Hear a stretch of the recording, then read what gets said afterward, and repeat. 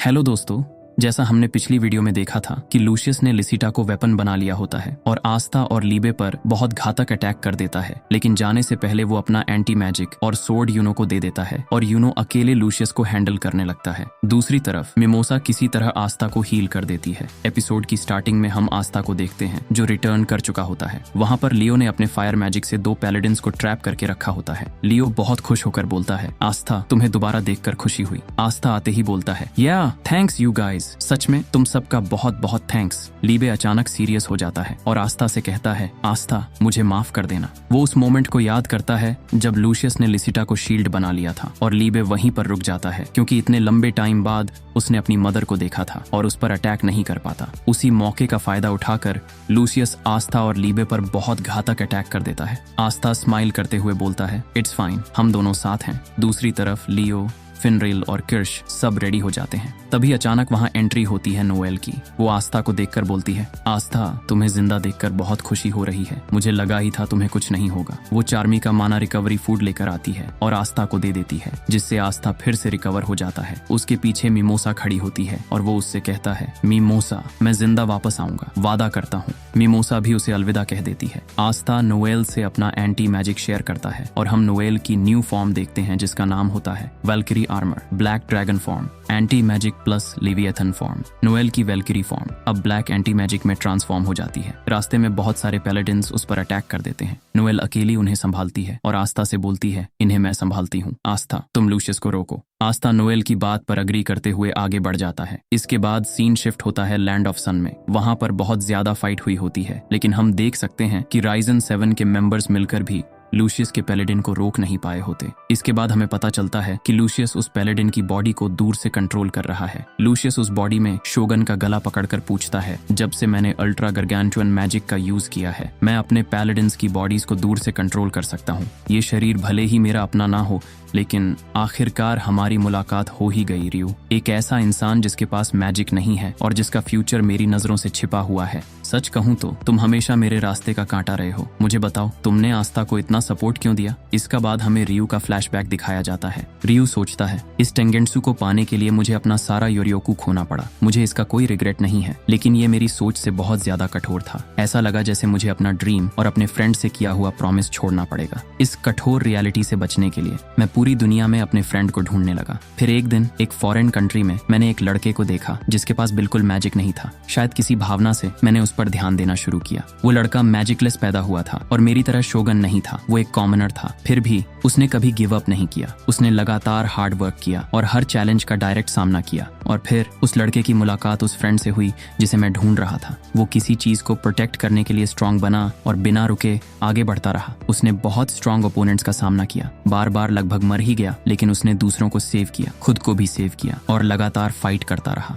ये सब देखकर मुझे स्ट्रेंथ मिली, मुझे करेज मिला, मुझे एक्शन लेने की ताकत मिली। जिसे मैं सपोर्ट करता हूँ नहीं, जिसे हम सपोर्ट करते हैं वो और कोई नहीं, तुम हो आस्था। लूसियस कहता है, ये अफसोस की बात है, लेकिन ऐसा लगता है कि नई दुनिया को शोगन की जरूरत नहीं पड़ेगी। जैसे ही वो रियू को मारने जाता है, तभी वहां एंट्री होती है योसुगा की, जो जेटन का यूज करके एक ही बार में पैलेडिन का सर काट देता है। इसके बाद सीन शिफ्ट होता है क्लोवर किंगडम की तरफ। लूशियस यूनो से कहता है, यूनो तुम अल्टीमेट ओपोनेंट हो, लेकिन तुम्हारा एंटी मैजिक धीरे धीरे खत्म हो रहा है। यूनो बचा कुचा एंटी मैजिक कंबाइन करके लूशियस पर बहुत पावरफुल अटैक करता है जिसका नाम होता है ब्लैक मीटियोराइट। अटैक लूशियस के चेहरे को कट कर देता है, लेकिन यूनो का एंटी मैजिक भी खत्म हो जाता है और डीमन ड्वेलर सोर्ड नीचे गिर जाती है। हम देखते हैं वो सोर्ड आस्था के हाथों में फाइनली पहुंच जाती है। आस्था यहाँ पर रिटर्न कर चुका होता है और यूनो से कहता है, माफ करना इंतजार करने के लिए। यूनो कहता है, तुम हमेशा की तरह लेट हो, बोर हो गया था। फिर वो लूसियस से बोलता है, तुम आस्था को कंट्रोल नहीं कर पा रहे, क्या इससे तुम इतना परेशान हो गए? लूसियस रिप्लाई करता है, क्या तुम दोनों उसे काट सकते हो? तभी लूसियस के साइड में अचानक लिसिटा पैलेडिन फॉर्म में अपीयर हो जाती है। यूनो वरीड होकर आस्था से कहता है, लूसियस बहुत घिनौनी हरकत कर रहा है, क्या तुम कर पाओगे आस्था? आस्था कॉन्फिडेंटली बोलता है, मैं ठीक हूँ,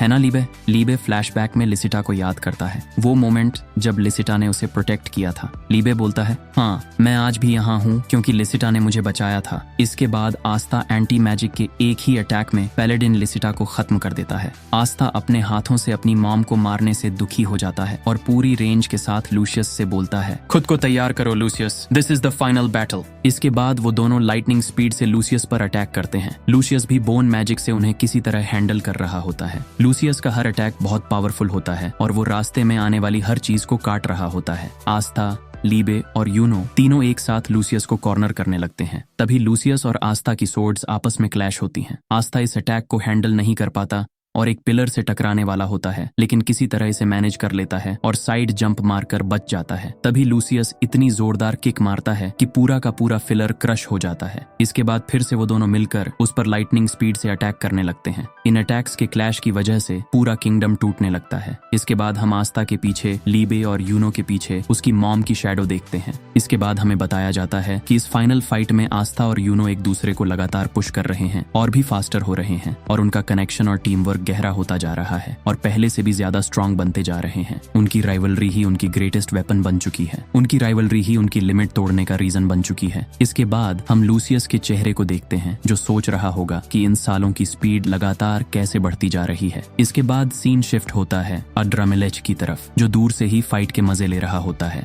इसके बाद हम यामी और नाच को देखते हैं जो अभी भी पैलेडिन मॉर्गन के अगेंस्ट स्ट्रगल कर रहे होते हैं। मॉर्गन का लाइट और डार्क मैजिक इतना पावरफुल होता है कि उन्हें छुपना पड़ता है। वे सोचते हैं ये लाइट मैजिक के साथ सब कुछ डिस्ट्रॉय कर देता है और सब कुछ डार्क मैजिक में वापस ले लेता है। ये एक असली मॉन्स्टर है, हम इसके पास भी नहीं जा सकते। उनकी फाइट को दूर से अड्रामेलिच देख रहा होता है। अब तक वो बिल्कुल भी मूव नहीं करता, सिर्फ ऑब्जर्व करता है। फिर अचानक अड्रामेलिच सीधे यामी और नाच के पास आ जाता है। नाच की पहले से ही हालत खराब है और अड्रामेलिच को देखकर बोलता है, ये अड्रामेलिच है, वो सुप्रीम डेविल जो शुरू से ही किनारे खड़े होकर सब कुछ देख रहा है। लेकिन अड्रामेलिच कैजुअली बोलता है, हाउडी, सो हे, क्या तुम मेरी मदद चाहते हो? नच शॉक में पूछता है, तुम्हारा क्या मतलब है? अड्रामेलिच कामली एक्सप्लेन करता है, यामिसुके हीरो, तुम यहाँ हो, तुम डार्क मैजिक यूजर हो, मैं तुम्हें पोजेस करूंगा। अंडरवर्ल्ड के गेट खोलने के लिए तुम्हें सैक्रिफाइस किया गया था, इसलिए तुम्हारी बॉडी डेविल पोजेशन के लिए परफेक्ट हो गई है। यामी हैरान होकर पूछता है, तुम हमें मदद क्यों देना चाहोगे? इसके बाद हमें पता चलता है कि क्यों अड्रामेलिक लूसियस को बिट्रे कर रहा है। अड्रामेलिक एक इविल स्माइल के साथ जवाब देता है, शायद इसलिए क्योंकि ह्यूमंस ज्यादा इंटरेस्टिंग हैं। वो लूसीफेरो वाली फाइट को याद करता है। तुम तब से ही इंटरेस्टिंग हो जब से तुमने लूसीफेरो से फाइट की। तुम लोग अभी भी फाइट कर रहे हो, जबकि लॉजिकली तुम्हारे पास कोई चांस ही नहीं होना चाहिए। इसके बाद वो अपनी बात कंटिन्यू करते हुए बोलता है, ये फीलिंग क्या है? तुम्हें देखना ही मुझे थ्रिल देता है। लूसियस प्रेडिक्टेबल है, तुम पूरी तरह डेस्परेट हो और तुम्हारा पीछा करना कहीं ज्यादा मजेदार होगा। यामी उसकी बात सुनकर कहता है, आई लाइक इट, मुझे ये पसंद है, मैं ये गैम्बल लूंगा। इसके बाद अड्रामेलिच यामी को पोजेस कर लेती है। यामी के पास भी आस्था की तरह हॉर्न्स आ जाते हैं। दूसरी तरफ दूर से ही लूसियस अड्रामेलिच के थॉट्स रीड कर लेता है। लूसियस गुस्से में पूछता है, तुमने धोखा क्यों दिया मुझे? अड्रामेलिच कैजुअली रिप्लाई करता है, वेल आई मीन, अगर तुम जीत गए तो ज्यादा मजा नहीं आएगा। तभी यहाँ रिवील होता है कि अड्रामेलिच भी लाइट मैजिक यूजर है, सेम एट्रीब्यूट, बिल्कुल मॉर्गन की तरह। तभी वे चारों मिलकर मॉर्गन की तरफ रश कर देते हैं। अड्रामेलिच बोलता है, एक सुप्रीम डेविल का लाइट मैजिक पैलेडिन्स को डिस्ट्रॉय कर सकता है, एक डेविल ही एक एंजल से फाइट कर सकता है। तभी मॉर्गन बहुत पावरफुल लाइट मैजिक अटैक यामी की तरफ लॉन्च करता है। यामी बिना रुके आगे बढ़ता है। यामी के हाथ में दो सोर्ड्स हैं, एक लाइट मैजिक और दूसरी डार्क मैजिक। यामी सिंगल कंबाइंड स्लैश से मॉर्गन को क्लीनली कट कर देता है और मॉर्गन बिना कुछ कहे हवा में डिसअपीयर हो जाता है। यहाँ पर फाइनली मॉर्गन हार चुका है। वेल, अभी भी एक और चैप्टर बचा है जिसे मैं अगली वीडियो में कवर करूंगा। ब्लैक क्लोवर के नए चैप्टर नेक्स्ट ईयर यानी जनवरी में आने वाले हैं। तो मिलते हैं नेक्स्ट वीडियो में।